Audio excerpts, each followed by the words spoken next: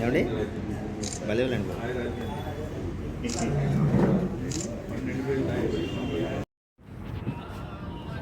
నిమ్మగడ్డ రమేష్ కుమార్ గారి పైన ఒక బాధ్యత కలిగిన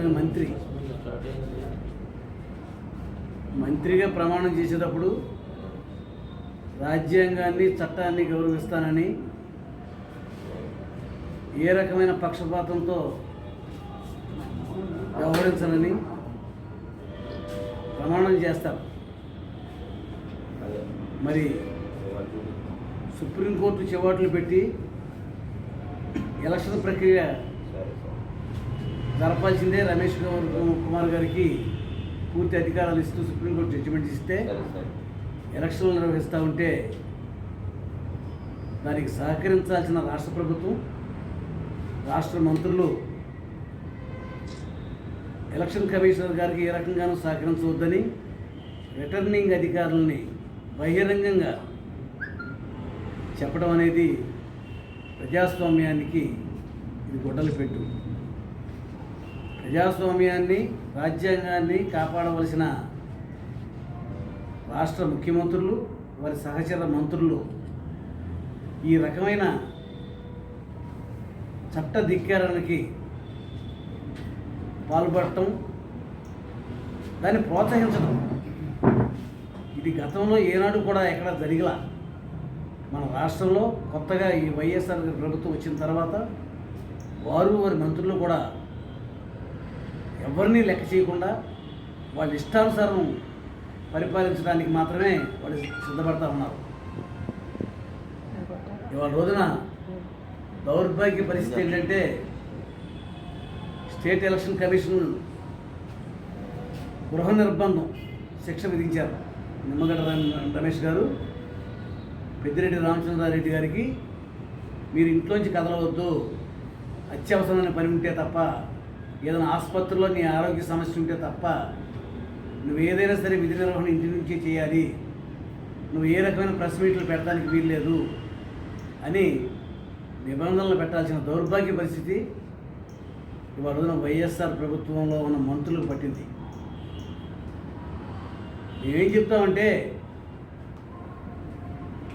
ముఖ్యమంత్రి చట్టాలను గౌరవిస్తే, కోర్టులను గౌరవిస్తే, ప్రజాస్వామ్యానికి రక్షకుడుగా ఉంటే వాళ్ళ మంత్రులు ఉంటారు. ఇవాళ మీరు ఏమి నేర్పుతున్నారు?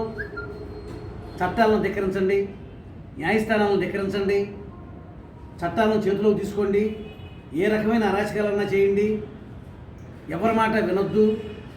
మనకు భారతదేశంలో రాజ్యాంగం లేదు, ఈ రాష్ట్రంలో రాజ్యాంగం లేదు.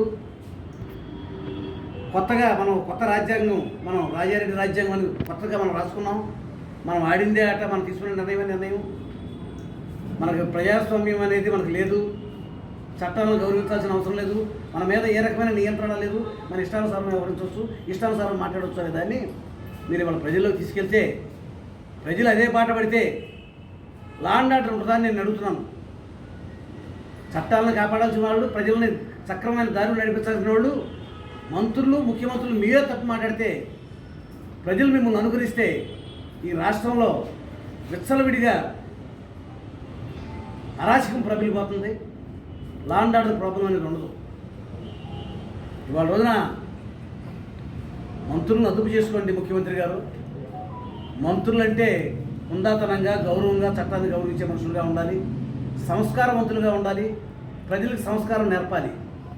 బూతులు తిట్టే మంత్రి ఒకడో, అడ్డగోలుగా మాట్లాడే మంత్రి ఒకడో, చట్టాలను గౌరవించాల్సిన అవసరం లేదనే మంత్రి ఒకడో, ఇటువంటి మంత్రులు సమాజాన్ని నాశనం చేస్తూ ఉన్నారు. వీళ్ళ పైన రమేష్ గారు తీసుకున్న చర్యలు చాలా సమంజసం.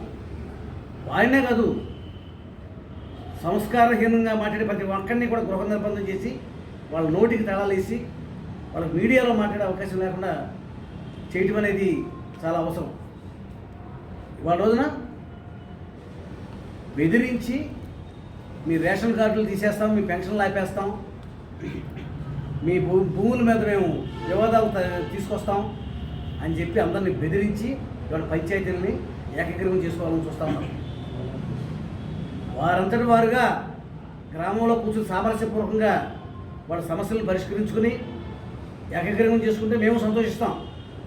కానీ బెదిరించి అధికారాన్ని ఉపయోగించి ఈ వాలంటీర్ వ్యవస్థ పార్టీకి తొత్తులుగా పనిచేస్తారు. వాళ్ళు ప్రభుత్వ ఉద్యోగస్తులుగా పనిచేయట్లా. ఇళ్ళకి వెళ్ళి బెదిరించి మీరు ఎలక్షన్ నుంచి ఉంటే మీ అంతు తేలుస్తాం, మీకు రావాల్సినవన్నీ కూడా ప్రభుత్వ పరంగా రావాల్సినవన్నీ కూడా ఆపేస్తాం, ఇళ్ల స్థలాలు ఇవ్వం, ఇళ్ల ప్లాట్లు ఇవ్వం, మీకు పక్కా గృహాలు ఇవ్వం, పెన్షన్ ఇవ్వం అని చెప్పి అన్ని రకాలు బెదిరిస్తూ ఉన్నారు. బెదిరించి ఇవాళ కొన్ని చాలా పంచాయతీలను ఏకగ్రీవం చేసుకున్నారు. గతంలో ఎప్పుడు కూడా ఇంత ఏకగ్రీవాలు జరగలేదే. మీ అధికార దుర్వం వల్ల ఇవాళ ఆంధ్రప్రదేశ్లో పంచాయతీ ఎలక్షన్లు కూడా ఏకగ్రీవం దొరుకుతూ ఉన్నాయి. దీన్ని మేము వ్యతిరేకిస్తూ ఉన్నాం. ఇవాళ ఎప్పుడైతే ఎక్కువ అభియోగాలు వస్తాయో గుంటూరు జిల్లా మీద, చిత్తూరు జిల్లా మీద ఎక్కువ అభియోగాలు రాబట్టి వాటి యొక్క ఎన్నికల ఫలితాలను నిలిపివేయమని చెప్పారు. వాటిని విచారిస్తారు. తర్వాత ఒకవేళ ఎన్నికల ఫలితాలు చెప్పాల్సి వస్తే చెప్తారు, లేదా రీఎలక్షన్ పెడతారు. అది ఎలక్షన్ కమిషన్ ఇష్టం. మీరెవరు మాట్లాడటానికి? ఎలక్షన్ కమిషన్కి విధి నిర్వహణలో విధి విధానాలు ఉంటాయి. దాన్ని వాళ్ళు గౌరవించాలి, మనం కూడా గౌరవించాలి. గతంలో ఇప్పుడు కూడా ఎలక్షన్ కమిషన్ యొక్క నిర్ణయాలని ఏ గవర్నమెంట్ కూడా వ్యతిరేకించిన సందర్భాలు మొట్టమొదటిసారిగా ఈ వైఎస్ఆర్ ప్రభుత్వం మాత్రమే ఈ యొక్క చట్టాలను వ్యతిరేకిస్తూ ఇవాళ ఒక అరాచక పాలనకు తెరదీస్తా ఉన్నారు. దీన్ని మేము పూర్తిగా ఖండిస్తా ఉన్నాం. మచిలీపట్నంలో పోర్టు, విశాఖపట్నం ఉక్కు ఫ్యాక్టరీ ఆంధ్ర ప్రజల యొక్క కళ. ఆ రోజున ఉమ్మడి రాష్ట్రంలో పెద్ద ఎత్తున ఉద్యమం చేస్తే అమృతరావు లాంటి మహనీయులు ఆమరణ నిరాహార దీక్ష చేస్తే కాసు బ్రహ్మానంద రెడ్డి గారు వచ్చి నిమ్మరసం ముఖ్యమంత్రిగా వచ్చి నిమ్మరసం ఇచ్చి విరమణ చేసిన సందర్భాలు. ఆ ఉద్యమంలో మేము కూడా పాల్గొన్నాం. 32 మంది పోలీసు కాల్పుల్లో చనిపోయారు. 62 నుంచి 66 నుంచి ఉద్యమం జరిగితే 70 ఏప్రిల్లో ఆ రోజున పార్లమెంట్లో ప్రకటించడం జరిగింది.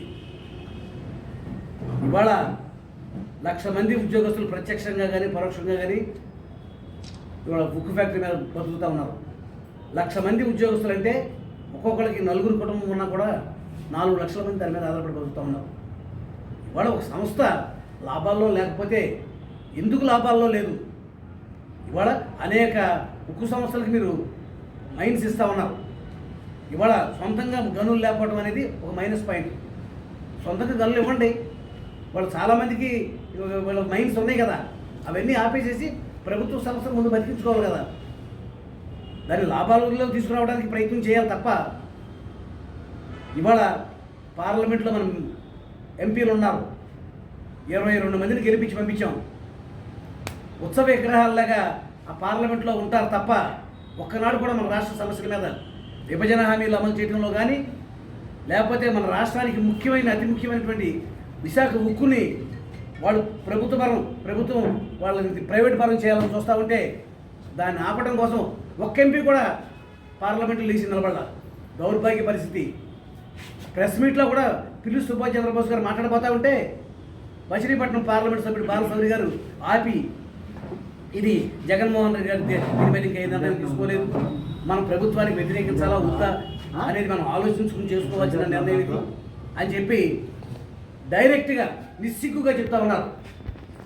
అంటే ఇవాళ వైఎస్ఆర్ ప్రభుత్వం కేసుల్లో ఇరుక్కుని ఆ కేసుల్లోంచి బయటికి రావడం కోసం మోడీ ప్రభుత్వాన్ని ఎదిరించే దమ్ము లేదు, రాష్ట్ర ప్రయోజనాలను కాపాడే ఉద్దేశం లేదు.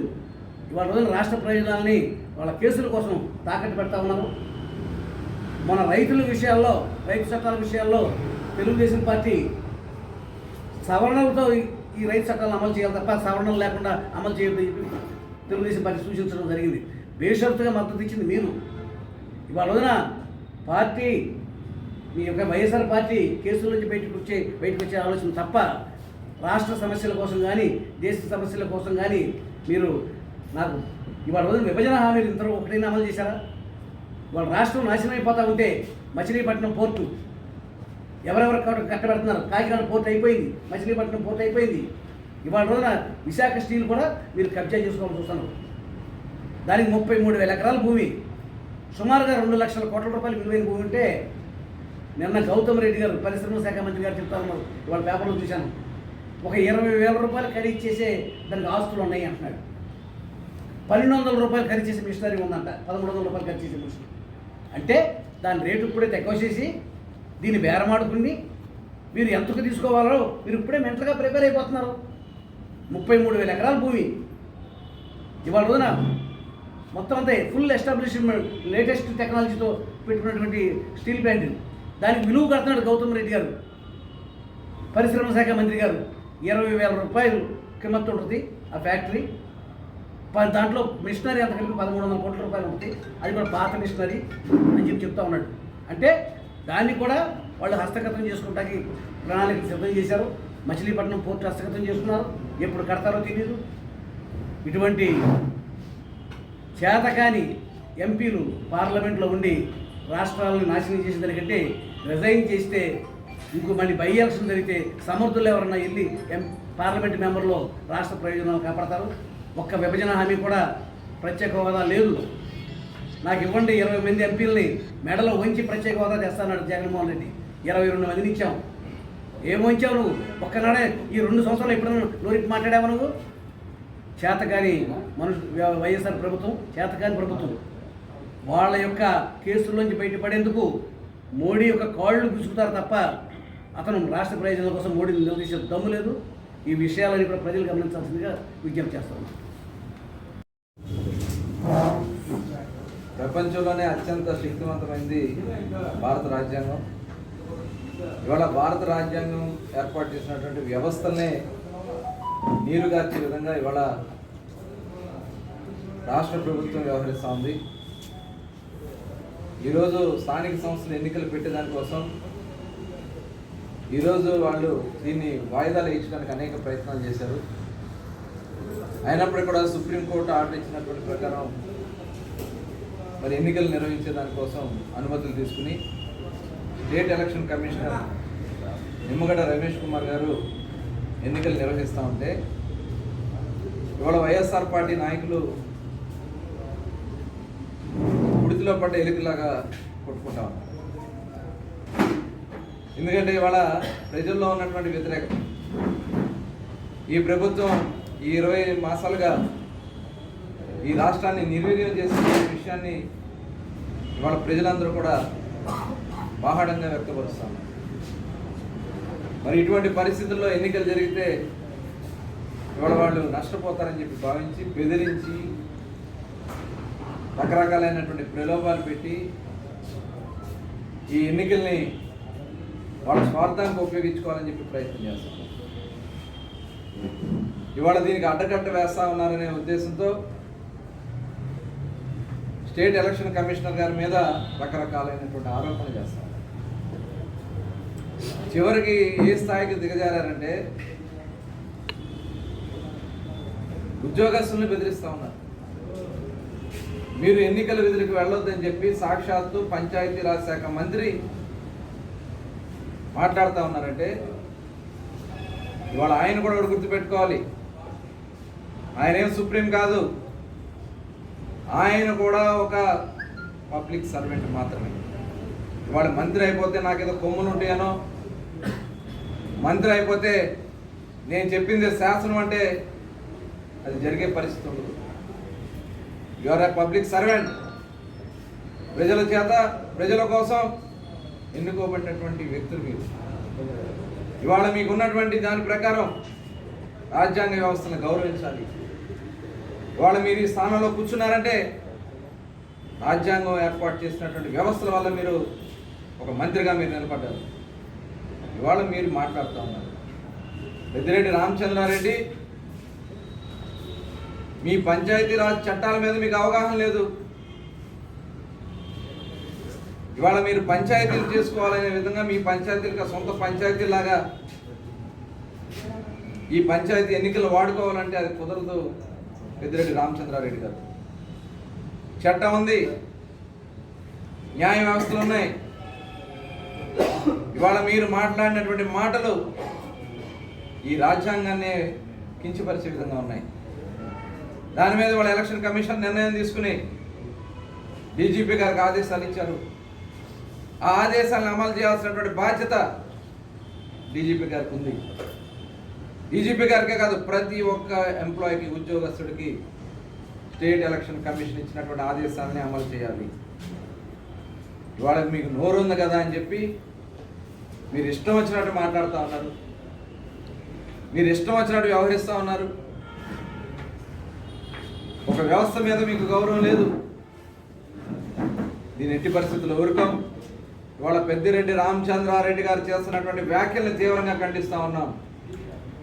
ఎలక్షన్ కమిషన్ మీద ఆయన చేస్తున్నటువంటి భాషను తీవ్రంగా ఖండిస్తూ ఉన్నాం. ఎట్టి పరిస్థితుల్లో కూడా ముఖ్యమంత్రి గారిని కూడా కోరుతా ఉన్నాను, ఇమ్మీడియట్గా మీ మంత్రులను అదుపులో పెట్టుకోండి. నేను గవర్నర్ గారు కూడా డిమాండ్ చేస్తా ఉన్నాను, తెలుగుదేశం పార్టీ తరఫున ఇమ్మీడియట్గా రాజ్యాంగ వ్యవస్థల్ని కించపరిచే విధంగా మాట్లాడినటువంటి పెద్దిరెడ్డి రామచంద్రారెడ్డి గారిని బర్తరఫ్ చేయాలని చెప్పి తెలుగుదేశం పార్టీ డిమాండ్ చేస్తా ఉంది. ఇవాళ ఏదైతే ఇవాళ ఎన్నికల ప్రక్రియని అడ్డుకోవాలని, ఉద్యోగస్తులను బెదిరించాలని ఆయన వ్యాఖ్యల్ని తీవ్రంగా మేము ఖండిస్తూ ఉన్నాం. దీన్ని చాలా తీవ్రంగా ప్రజలందరూ కూడా గమనిస్తూ ఉన్నారు.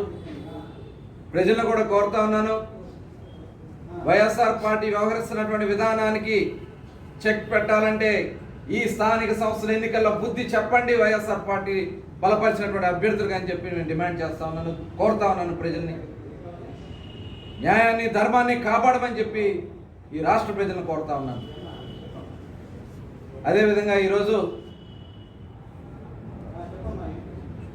విశాఖ ఉక్కు ఆంధ్రుల హక్కు నినాదంతో దాదాపు 50 సంవత్సరాల క్రితం జరిగినటువంటి పోరాట ఫలితమే విశాఖ ఉక్కు కర్మాగారం ఏర్పాటైంది. అనేక మంది త్యాగఫలం, దాదాపు 32 మంది ప్రాణత్యాగం చేస్తే విశాఖ ఉక్కు పరిశ్రమ వచ్చింది.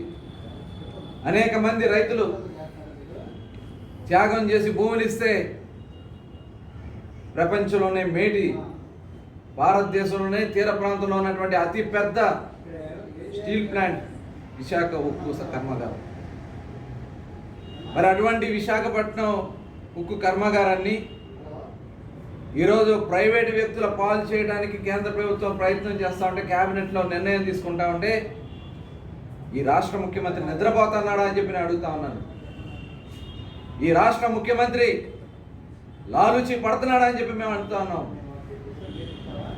ఇవాళ నాకు పార్లమెంట్ సభ్యులను ఇవ్వండి, ఈ రాష్ట్ర ప్రయోజనాలు కాపాడుతాను, ఈ రాష్ట్ర హక్కులను కాపాడుతానని చెప్పినటువంటి ఇదే జగన్మోహన్ రెడ్డి. ఇవాళ మీకు 22 మంది పార్లమెంట్ సభ్యులు ఉన్నారు, రాజ్యసభ సభ్యులు ఉన్నారు, 20 మొత్తం కలిపి 28 మంది. వీళ్ళు ఏం చేస్తా ఉన్నారు? వెళ్ళి గడ్డి పీకుతా ఉన్నారా అని చెప్పి నేను అడుగుతా ఉన్నాను. ఈ పార్లమెంట్ సభ్యుడు ఏటూగా ఉన్నటువంటి విజయసాయి రెడ్డి గారు ట్విట్టర్ వేదికగా పంచులేస్తూ ఉంటాడు కదా, ఏం చేస్తా ఉన్నా విజయసాయి రెడ్డి? వెళ్ళి ప్రధానమంత్రికి సాష్టాంగ నమస్కారాలు పెడతా ఉన్నారు మీరు. ఈ ముఖ్యమంత్రి 20 సార్లు ఢిల్లీ వెళ్ళి ప్రధానమంత్రిని పట్టుకుని ఈ రాష్ట్ర ప్రయోజనాల్ని భూస్థాపితం చేస్తూ ఉన్నాడు. తన కేసుల నుంచి బయటపడటం కోసం, తన యొక్క పబ్బం గడుపుకోవడం కోసం మాత్రమే ఈ ముఖ్యమంత్రి వ్యవహరిస్తూ ఉన్నాడు. నేను ఒకటే డిమాండ్ చేస్తా ఉన్నా, ఈరోజు గంటా శ్రీనివాసరావు గారు ముందుకు వచ్చి తన పదవికి రాజీనామా చేశారు. మీ పార్లమెంట్ సభ్యులు 28 మంది రాజీనామా చేసి కేంద్ర ప్రభుత్వం మీద ఒత్తిడి చేయండి, ఈ విశాఖ ఉక్కు కర్మాగారాన్ని కాపాడండి, ఉమ్మడి ఆంధ్రప్రదేశ్ రాష్ట్ర ప్రజల మనోభావాలను కాపాడండి. అంతేగాని దీన్ని ఏదో ప్రైవేట్ గతం చేసి దాంట్లో కూడా మీరు ఏదో గతంలో కాకినాడ పోర్టుని అమ్మేసినట్లు, లేదంటే సెజులు అమ్మేస్తున్నట్లు, మచిలీపట్నం పోర్టును తాకట్టు పెట్టినట్టు ఈ విశాఖ ఉక్కు కర్మాగారాన్ని మీ స్వార్థం కోసం వాడుకోవాలని చూస్తే ఊరికనే సమస్య లేదు. ఎట్టి పరిస్థితులు కూడా ఈ కర్మాగారాన్ని కాపాడాలి. ఇవాళ ప్రత్యక్షంగా కానీ పరోక్షంగా కానీ దాదాపు 25 లక్షల మంది ప్రజలకి ఉపాధి కల్పిస్తున్నటువంటి విశాఖ ఉక్కు కర్మాగారం, ఇవాళ సొంత గనులు లేక ఇబ్బంది పడుతున్నటువంటి విశాఖపట్నం ఉక్కు కర్మాగారానికి మీరు లీజులు ఇప్పించండి, గనులు లీజుకి ఇప్పించండి. సొంతంగా అవి లేకపోవడం వల్ల ఇవాళ విశాఖపట్నం ఇవాళ మూలకపడే పరిస్థితికి వస్తూ ఉంది.